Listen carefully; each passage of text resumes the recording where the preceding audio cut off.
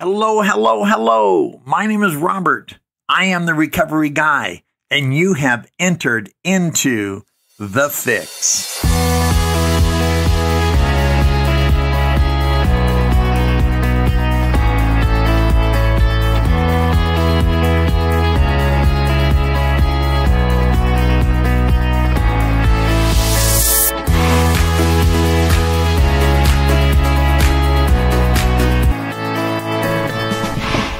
There we go. Well, I love this room. It's almost as big as my ego.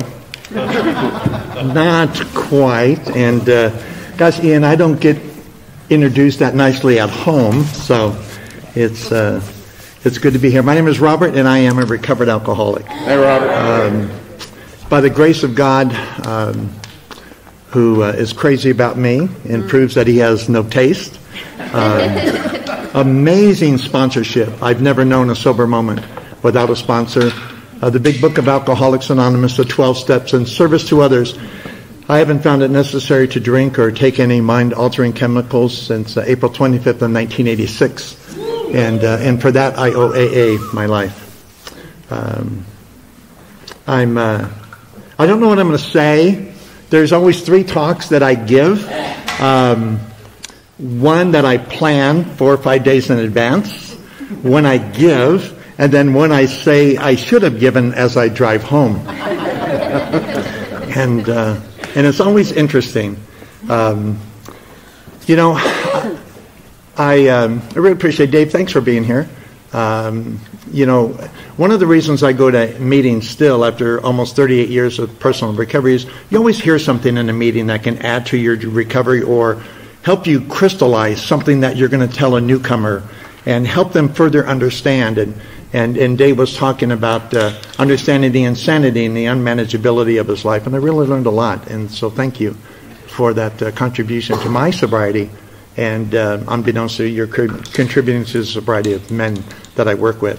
It's good to see you all here tonight. Let me do a show of hands. Don't raise your hand if you're in your last 30 days of recovery and you don't know it. But if you're under a year of sobriety, raise your hand. Under a year. Wow. Yeah. Wow. I remember taking my 1-year chip. And it was at the Attitude Adjustment meeting in Las Vegas. I got sober in Las Vegas, Nevada. I tell people it's kind of like learning how to swim in a shark tank. It's, for those of you who are old enough to remember, there was a show called Let's Make a Deal with Monty Hall. And at the end of the show, Monty would always try to entice you with door number 3.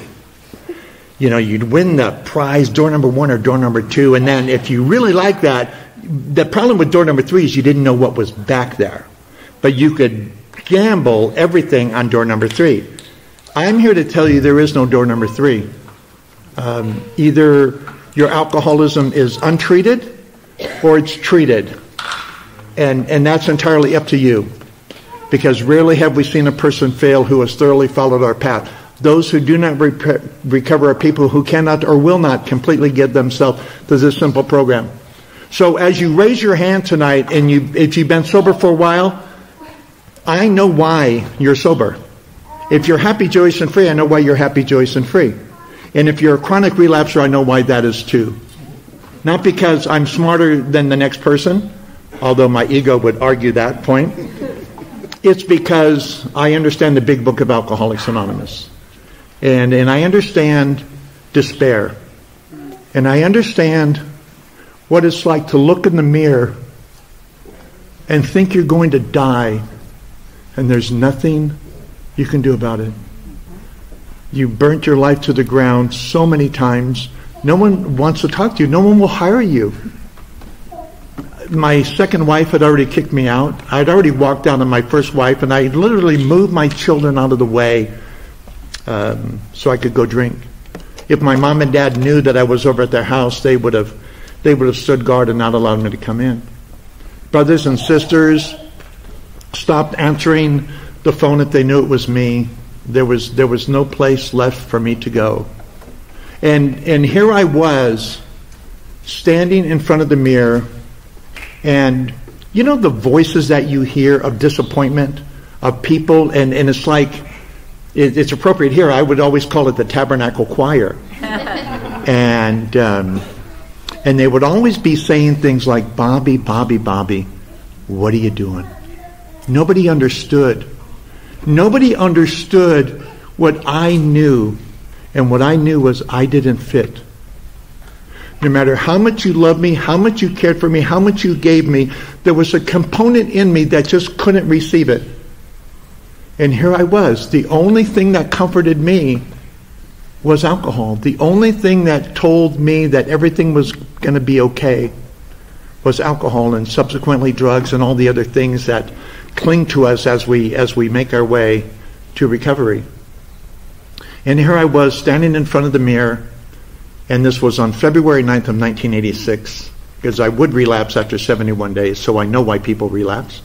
I know why I relapsed, and looks pretty in line with the book, why other people relapse as well. It's not rocket science. I wish it was, because then I could be really smart when I figured it out, and I wouldn't have to feel as dumb when I failed, right? Because it's rocket science. You know, who gets that? And you know, I know you hear a lot of times that the program of Alcoholics Anonymous is a simple program for complicated people. It's not true. It's a simple program for simple people who love to complicate things. That's the truth. Because you ask me what time it is, and I just might tell you how to build a watch. And that's really true. You can ask my wife. She'll tell you. She says, can't you just narrow this thing down? Can you just make it simpler? It's like, no, we have to have detail. We have to have color, right? And the only part of The Wizard of Oz I never liked was the opening part when it was black and white. The rest of it was really pretty good. So here I am standing in front of the mirror, and I think I'm going to die, and there's nothing I can do. And I'd lost my job the previous night, so I had no insurance, I had no money, and I didn't have employment. So I called these treatment centers, and that's all back in Las Vegas, back in the 80s, that's what they wanted to know. Do you have a job? Do you have insurance? Do you have money? No, no, no. Click. Call the next one. Do you have a job? Do you have insurance? Do you have money? Click. No. Go on to the next one. Finally, I contacted the Nevada Treatment Center, and they told me that if I could get there within 1 hour with $50, kind of imposed, if I could get anywhere with an hour with $50, especially in Las Vegas, because my first 12-step meeting was Gamblers Anonymous. Because Father Martin will tell you the number one rule of every alcoholic is to protect the supply. So you could touch anything about me, but don't touch my alcohol. And so Gamblers, I thought, well, I'll go to Gamblers Anonymous first, and of course Gamblers Anonymous doesn't work. I want to know that in advance. Probably had a lot to do with me not working the program. I made that connection all by myself. And so I finally called, and I called my dad. My dad was sober 7 years at the time. And he was rather disappointed in me, obviously, because he was trying to change and make his life better, and I failed. But I called my dad, and I said, Dad, I found a treatment center. And it was really ironic, coincidental, and here's where God was even working in my life before I even had a relationship with a higher power. You know, denial is the main ingredient of alcoholism. You know, you can have the most highly trained professionals tell you. You know, I remember being diagnosed in 82 or 83 at Nevada Psychiatric Center, and they said I have obsessive compulsive disorder with alcoholism, and the prognosis was I would never get better. So I spent the next 3 years proving that they were right. And so here I was, faced with an opportunity to go into treatment.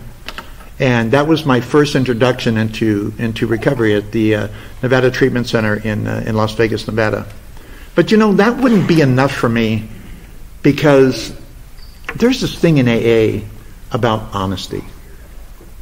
You know, the steps mandate that you're honest. And I tried.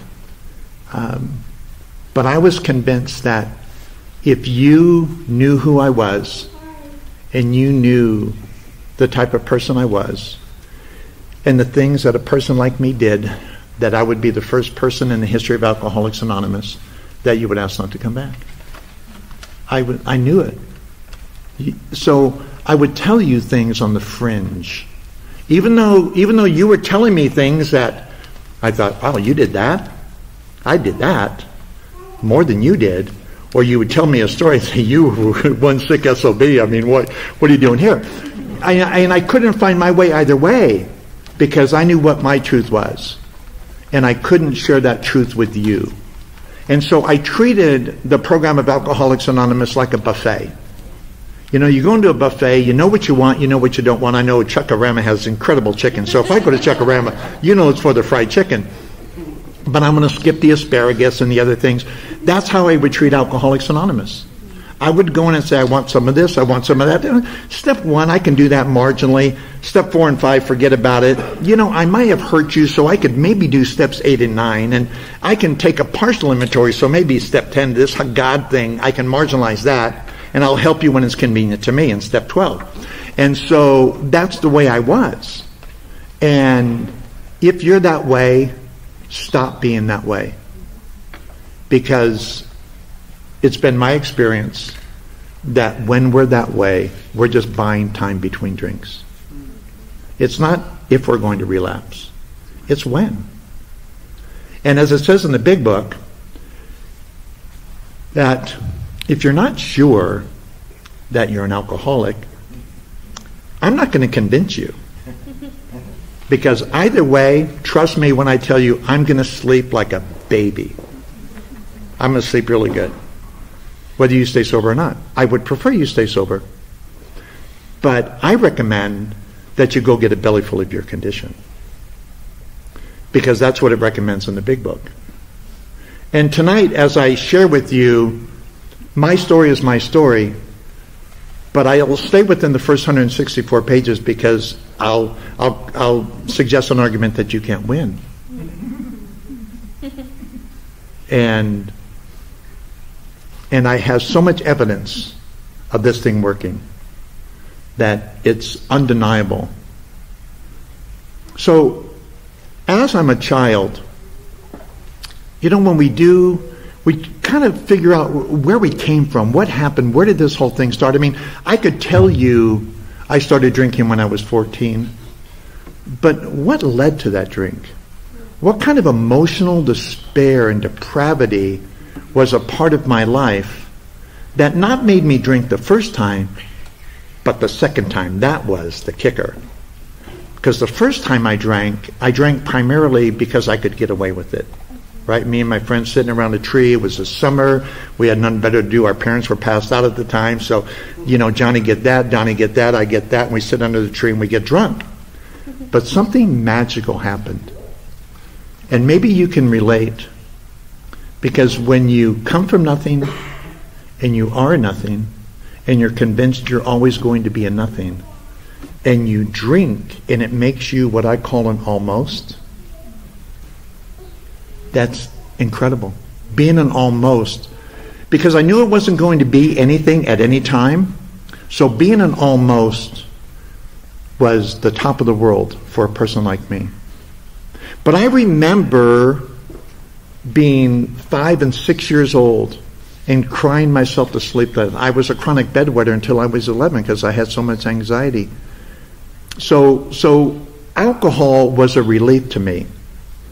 And my alcoholism progressed so quickly that while from 14 to 18 years old, you know, you have school and things and other commitments, so you can't drink as much as you want to drink, although if you could, you would, or I would anyway. But by the time I was 18 years old, as a periodic drinker, alcohol was already taking me. In Japan, there's a phrase that says, first a man takes a drink, then the drink takes a drink, then the drink takes the man. The drink was taking a drink by the time I was 18 years old. Matter of fact, tell you how, and this goes back to what Dave was sharing about the insanity. When I was 18 years old on January 3rd of 1972, I know this hair is crazy. I don't look that old, but I am. I walked into the registrar's office and I said, I'm dropping out of high school. And they said, you can't do that. And I held up my license that I can do whatever I want. I'm 18. I'll show you. I'll kill me. And that opened the door and freed up my time that I wanted. See, I thought I was making an independent decision, but it was just the beginning of things that I would begin dropping out of. You know, later on in Alcoholics Anonymous, I would find out that they were called geographics. It's pretty common with you and me.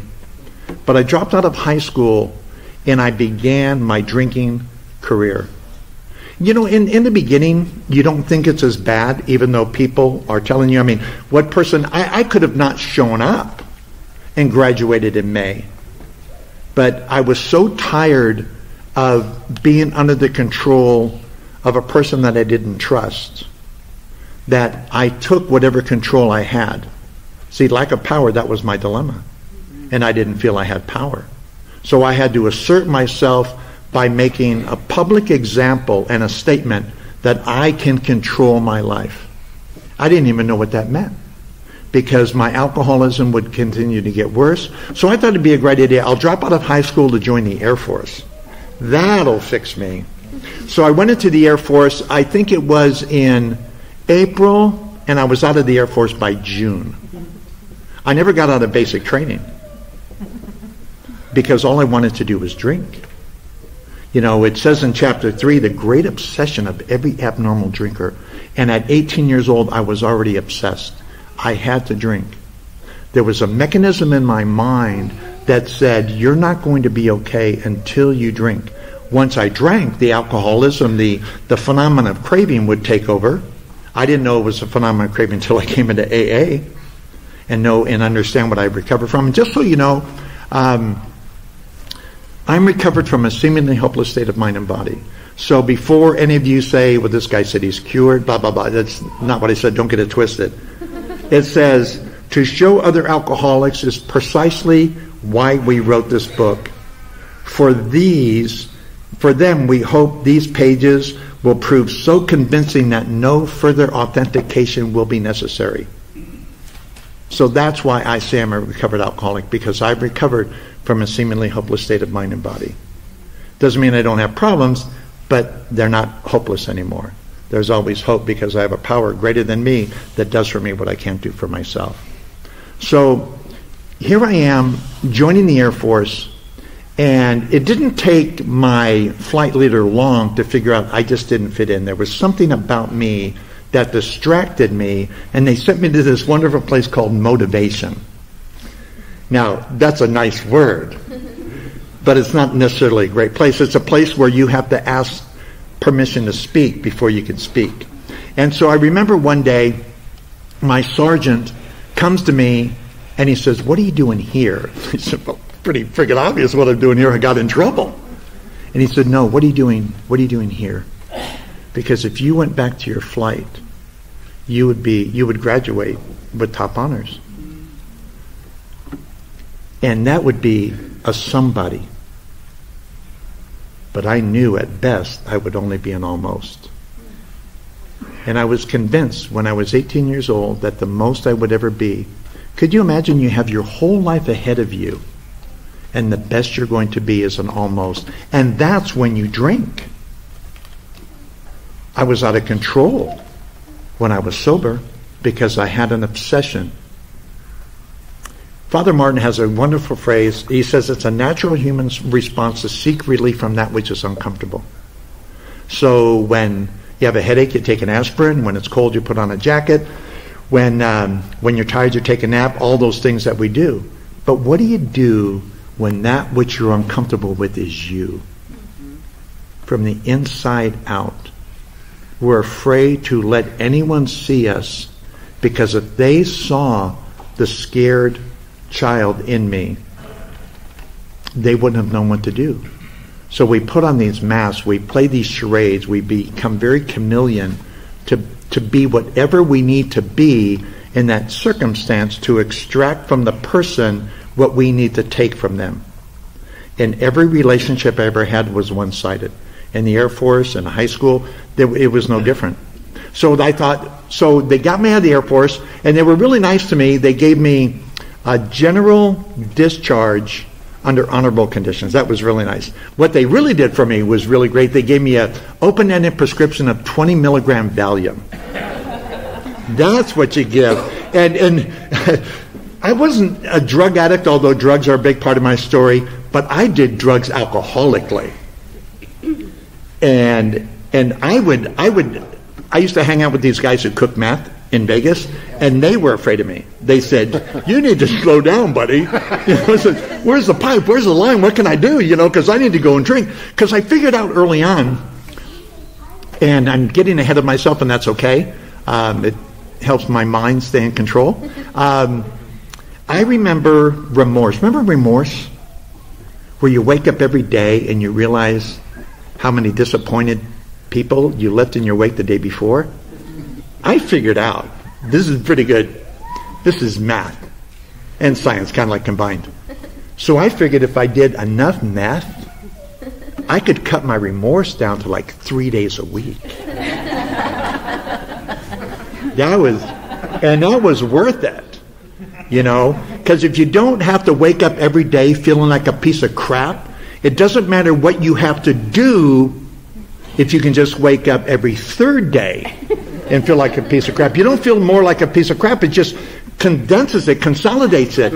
And that's where my addiction took me. And so here I am traveling through, and I get out of the Air Force in June of 1972, and I think, I know what I'll do. I'll go back up to Oregon and I'll date this girl. That'll fix me. So I go back up to Oregon and I marry her just to reveal how bad of a husband I could really be. And things just cycle and they cycle and they cycle. And there comes a time, it says in the doctor's opinion, we are no longer able to differentiate the true from the false. Our life seems to be the only normal one. We're discontent, we're miserable, we're all the things that it says. And unless we can have the same ease and comfort, it says, that comes at once by taking a few drinks. Drinks we see others taking with impunity. And it says it's repeated over and over and over again. And I'll add some overs because it's just over and over and over and over and over again. And unless this person can experience an entire psychic change, there's very little hope for that person. And that's where I was when I was 32 years old. I'm not a war story person, so we're going to set that aside. But when I came into recovery, I was introduced to a group of men and women who seemed to have figured this thing out. And I remember going to the Turning Point. It's closed down now, the Turning Point in Las Vegas. And thank goodness it was open 24 hours a day because I couldn't sleep and I was unemployable and I was just a mess. So I was either the door greeter, or I was in a meeting, I was sitting at the coffee bar, I was doing something just to get out of me long enough so I didn't go, commit suicide or drinking. And I didn't want to kill myself. I just didn't know how to live. You'll hear that a lot. It's not that we want to die. We haven't known how to live for a long time. And alcohol sustained us, I would tell people that alcohol kept me from blowing my brains out because I didn't understand why it hurt so much being me. And that takes me back to 5 and 6 years old. My dad used to say, all the time, he'd say, God bless you and God is your life. So an understanding of a God-centeredness was in my home, but I couldn't reconcile why it hurt so much being me. If God is real, if God is this God bless you person and God is your life, how come it hurt so much being me? And I remember getting high and going over to parties and having to get a little drunk and a little high before I got there so you wouldn't see how much I drank and used, And then when I came into AA, I saw a group of people who were happy and sober at the same time. And that was pretty remarkable because you understood me in a way that other people didn't understand me. You knew, and I knew you knew what I was going through because every time I heard you share, you sounded just like the inside of me. And I wanted so much to tell you how afraid I was. I would sit in meetings and I would be so afraid because I would be the only person in the room who wasn't going to get well. And I saw you get well, and I was just like you, but that's how I grew up. I saw normal people doing normal things, and I never quite fit in. And it was even more disturbing in AA because, again, you sounded just like me. And at the time, you know, they say 90 meetings in 90 days. I think I did 90 meetings in 1 week, you know. When you have 24-hour clubs and there's 8 meetings a day and you're unemployable, it's easy to knock out 90 meetings. But it's not the quantity. It's the quality, you know. And I would listen, I would listen, I would listen. And it finally came to a place where I either had to concede to my innermost self, as it says on page 30, that I was alcoholic. This is the first step in recovery. Because I could tell Tim all day long, hey, my name is Robin, I'm alcoholic. But that's just what it says on the wall. You know, I would pay lip service because I was smart enough to know that I just needed to sound like you. I wasn't ready to be honest like you.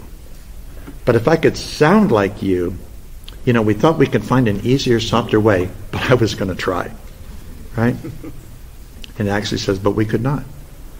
That's why it says, with all the earnestness at our command, we beg of you to be fearless and thorough from the very start. I'll beg you tonight. And again, the key is, I don't beg you for me. Because I've carried the message. I'm fine. I've been sober 13,846 days, and I'll probably hit 13,847. Thank you for that. The check is in the mail. I promise you. The timing was fantastic. You know, it's not about sounding. You know, if you want what we have and are willing to go to any lengths to get it, then you're ready to take certain steps. So here I was working for a Las Vegas entertainer at the time, and I thought, well, I can go back and do that, and I can do this, and I can do that, and I can live, you know, you have 1 foot in yesterday and 1 foot in tomorrow, and you urinate all over today, right? And that's where I was trying to live. I was trying to live with only being honest enough with you, but not losing contact with the world that I knew I would have to attach with eventually, or again.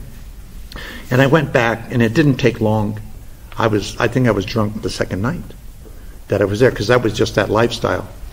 And I remember going back to my dad, and he said, you can't stay here because your mom and I aren't going to want you die. My dad said that. And that was on April 19th of 1986. And he took me to this lovely motel called the Rhett Butler Motel. I think they'd torn it down for good reason. It was in 15th and Fremont, if you're familiar with Las Vegas at all. It's called Heroin Heights. And Caddy Corner was perfect bar because it was Caddy Corner from the Sundowner Saloon, which was perfect for a guy like me. And he dropped me off, and my dad was bigger than me. And I watched him walk away, and I could see his shoulders shrugging. And I knew he was crying. But I couldn't go to him because I couldn't be honest.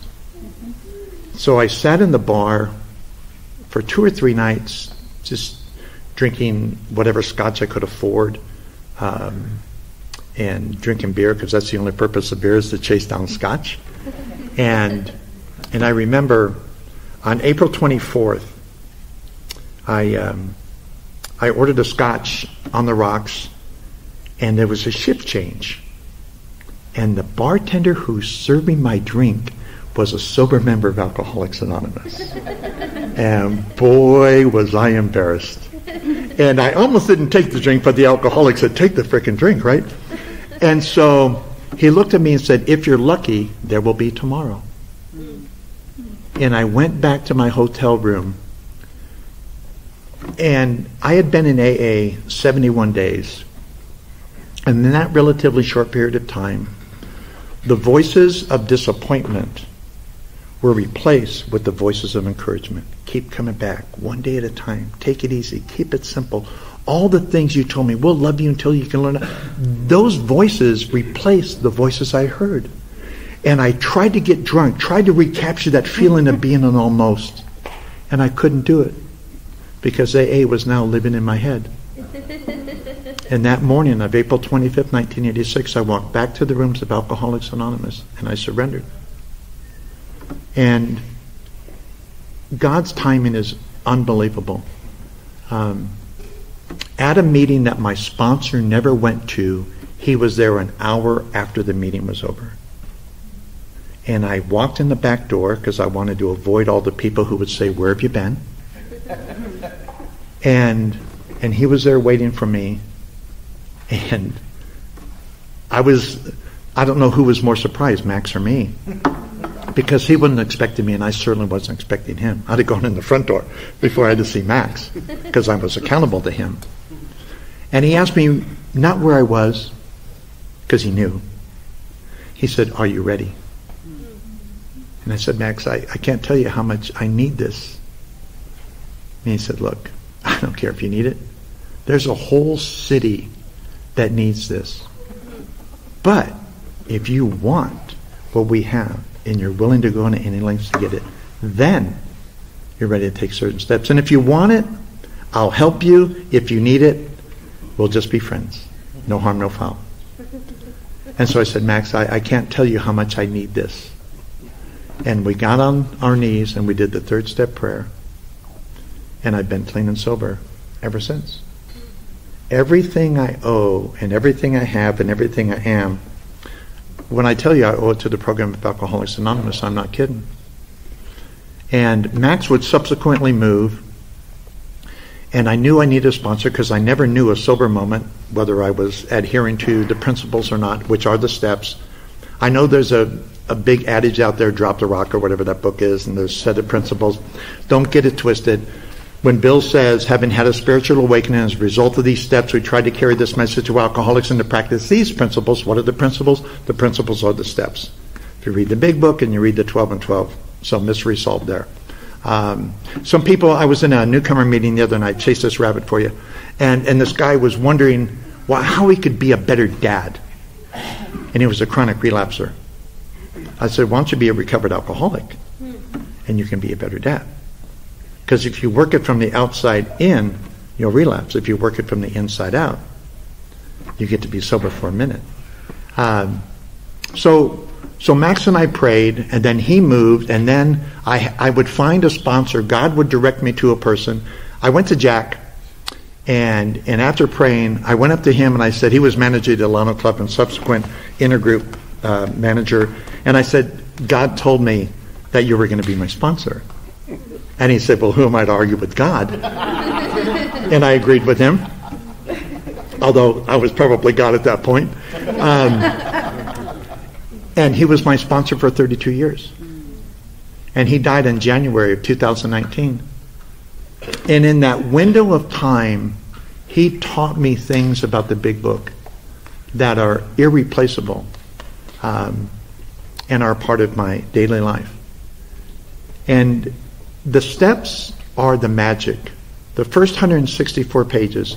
If you're new or relatively new to the program of Alcoholics Anonymous, the hardest thing we do is understand our condition. Because we suffer from a disease, and it is a disease, we're not bad people trying to get better, we're sick people trying to get well. Understand that. Now, we did some pretty bad things along the way, but that doesn't mean we're bad. We're actually pretty wonderful people. I mean, I knew I liked you, and I didn't even have to have 3 or 4 drinks, right? Well, a couple of you I don't care for. No, I'm just kidding. Well, there's actually just 2. So everything I know is in the 12 steps, and that's what these men walked this man through. And I believe, if you're a female, you probably should get a female sponsor. If you're a man, get a man. Matter of fact, the biggest commodity in Alcoholics Anonymous is sober women. Men, we're a dime a dozen, but sober women. So if you're a sober woman, God bless you, and I hope you affect it, as many women as possible, because women are held hostage in ways that men don't even understand. We don't even get it. That's one of the reasons we shouldn't sponsor you. So as I'm going through, I had to understand what untreated alcoholism looks like. I knew when I took my inventory, when I conceded to my innermost self that I was alcoholic, when I did my inventory in step 1, and I admitted I was powerless over alcohol, Because it says on page 30, the great obsession of every abnormal drinker. It's an obsession. It's not just a regular obsession. It's a great obsession. And great is superior to good, right? Good is the enemy of great. And so it's the great obsession. So my brain tells me I have to drink, and the phenomenon of craving says we got it from here, right? So I have to understand that, and the unmanageability that occurs as a result of my drinking. Understand step one. It doesn't say I'm powerless over alcohol and my life has become unmanageable. There's no and there. It's actually a hyphen. As a direct result of my drinking, my life has become unmanageable because I didn't know a sober moment in most every important dealing of my life. And once I recognize that and understand that, then I'm ready, because only an insane person drinks in spite of their life problems. And at that moment, I come to believe that a power greater than me can restore me to sanity. Because if I don't think I'm insane by my actions in step one, why in the heck would I be willing to turn my will and my life over to the care of God that I can't see? Why would I do that? It wouldn't make sense. And I was telling my friend on the way down, when we come into recovery, it's an emotional decision. Nobody got here by rationale, regardless of what you think. Maybe one or two. But for the most part, we get here, it's based on emotion. We're tired of burning our life to the ground. The wife says, if you don't stop drinking, I'm going to change the locks. The boss says, if you do it again, I'm going to fire you. The court says, if you don't go into this treatment program, I'm going to give you 3 years or 5 years. CPS says, if you don't do this, I'm going to take your kid. You know, there's this element that forces us into treatment. But somewhere along the line, the act of surrender needs to become a state of surrender. And the state of surrender occurs by understanding how the steps work. And they work this way for a reason. So when I understand how unmanageable my life is in step one, that automatically leads me to step two. And step two, if I'm going to be restored to sanity and my life isn't going to be run by an idiot, then I need to turn that will and that life over to someone or something that can do for me what I can't do for myself. And in the beginning, if you struggle with a higher power like many of us do, what's wrong with the group? Because obviously we're doing something you can't. And eventually that has to transfer, in my opinion. But once I turn that will and that life over to the care of God, see, it says a moral and fearless. People say they're afraid of step 4. Well, read step 4. Why are you afraid when it says fearless? If I'm in fear, that means I need to go back and revisit step 3. Because why should I be afraid of something that I'm not in charge of? Right? And step 5 is almost a relief, because when I get to step 5, like, we're only as sick as our secrets. So when I tell God, who already knows, myself, I've known for a long time, and my sponsor probably has a pretty good idea because he's gone through the same thing. So it's not like it's any mystery. Oh crap, you did that? No, I pretty much expect, oh, that's all you did? Let me tell you what I did, you know. And then step 6 is really, I think we make more out of step 6 than we need to. God is not removing my defects of character. I'm just entirely ready that he does it. Don't complicate something that is designed to be simple for simple people. So I was entirely ready, because I'm tired. By this point, I'm so tired. I can't live with alcohol and I can't live without it. Somewhere along the line, I need to be refreshed. And that's what the steps do. So when I get to step 6 and I'm entirely ready, I'm sick and tired of being sick and tired. And then in step 7, I humbly ask him to remove these shortcomings. Do you know what a shortcoming is? It's a defect of character. Bill was smart enough that he knew in grammar you don't use the same word to identify the same thing, otherwise it's redundant. So when you look at the steps and you see the exact nature of our wrongs, defects of character, and shortcomings, they're all the same thing. They're all the exact same thing. And one of my defects of character, one of my shortcomings is I can't admit to you when I'm wrong. I always want it to be your fault, because if it's your fault, it's not mine. And if you haven't apologized to me, why should I apologize to you? So that's why I need to make the list of all persons I had harmed, not all persons who had harmed me. It's been about me for a little bit too long. Matter of fact, that's why I'm in this mess in the first place. Everything was about me. And I make that list. And don't be afraid of step 8, because all you're doing is making a list. You haven't done anything with it yet. You know, and Joe and Charlie say something really great. Start with the people that you know you want to make amends to, and work down to people you would never make amends to. And when you get to the people that are maybe, you'll get to the people who are never. Because there's a certain cleansing that occurs when I come to you and I say, I'm so sorry. I can't tell you how badly I feel for how I hurt you. And you leave it alone. And the magical thing about step 9 is I don't need you to accept my amends for it to be complete. Any more than I need you to get sober for my 12 step to be complete.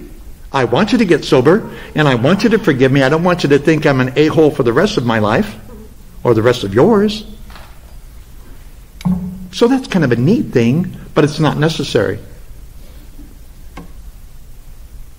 I asked you to forgive me for the wrongs that I've committed. And then I get to do this thing called step 10. You know what? If I go to one more meeting and I hear somebody say they did another step 4, I'm going to lose my mind. You do another step 4, and I'll go up to them and I'll say, I'm sorry, did you relapse? Oh, no, I didn't relapse. So why are you doing step 4 again? Because we don't understand step 10. If you read step 10, I think it's page 83 of the big book, it'll tell you all about steps 4, 5, 6, 7, 8, and 9.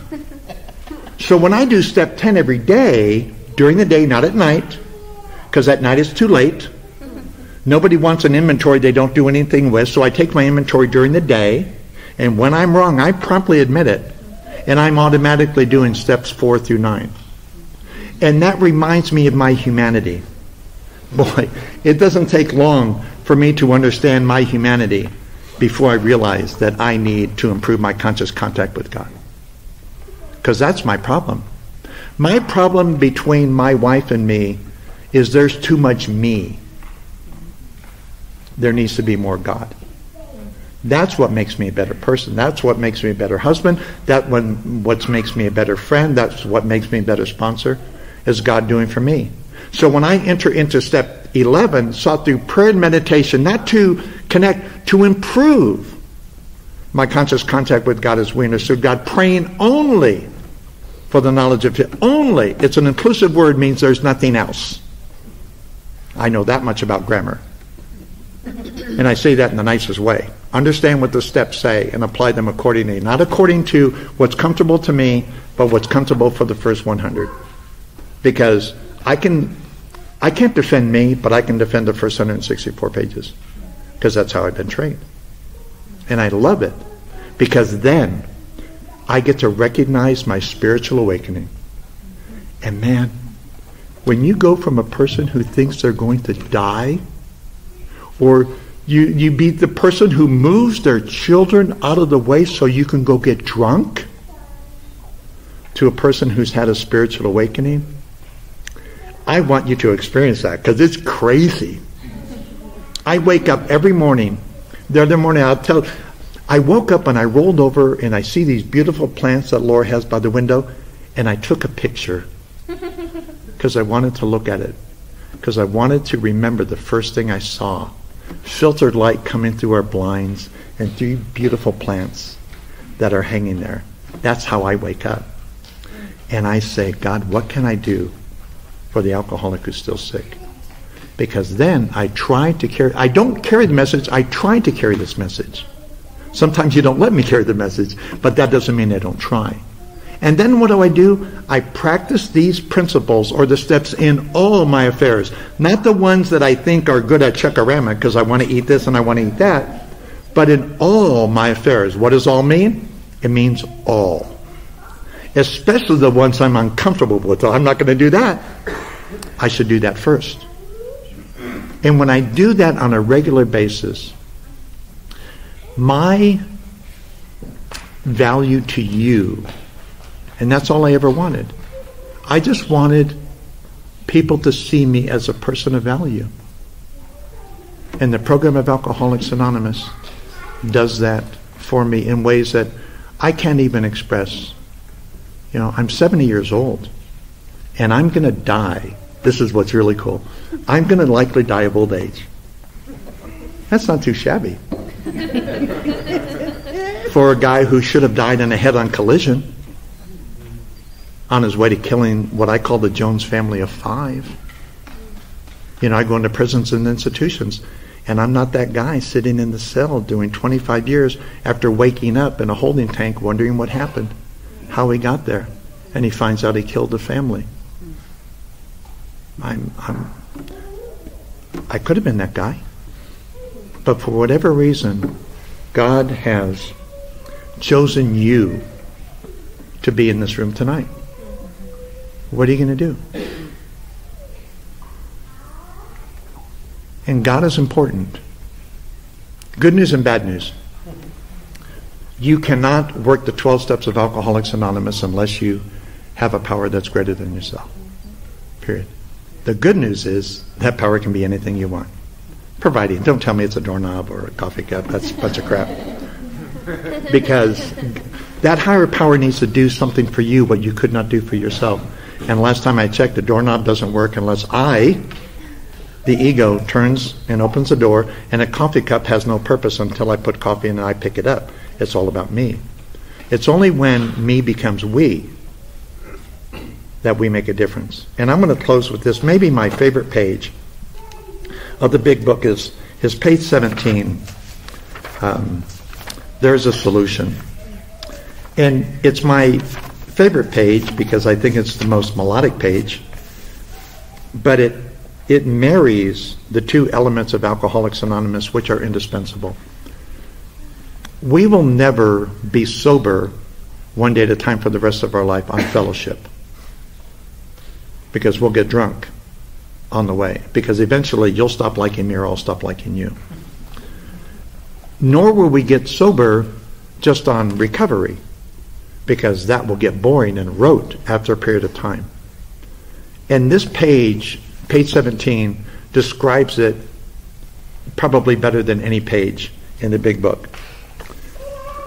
We of Alcoholics Anonymous know thousands of men and women who were just as hopeless as Bill.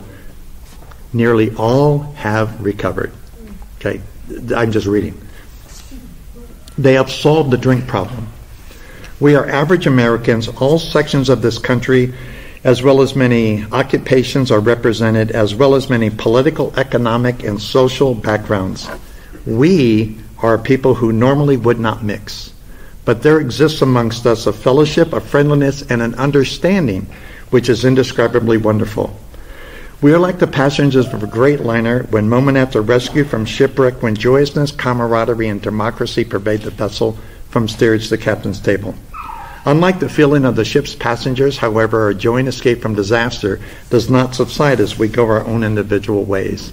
The feeling of having shared in a common peril is one element in the powerful cement which now binds us. But that in itself would have not held us together as we are now joined. The tremendous fact, and here's where it breaks on the fellowship into the plan of recovery, the tremendous fact for every one of us is we have discovered a common solution. If you're alcoholic like I'm alcoholic, we have a common disease. And if we have a common disease, thank God there's a common solution. We have a way out on which we can agree and join, absolutely agree, and upon which we can join in brotherly and harmonious action. This is the great news this book carries to those who suffer from alcoholism. My name is Robert. I'm alcoholic. Thank you, Robert.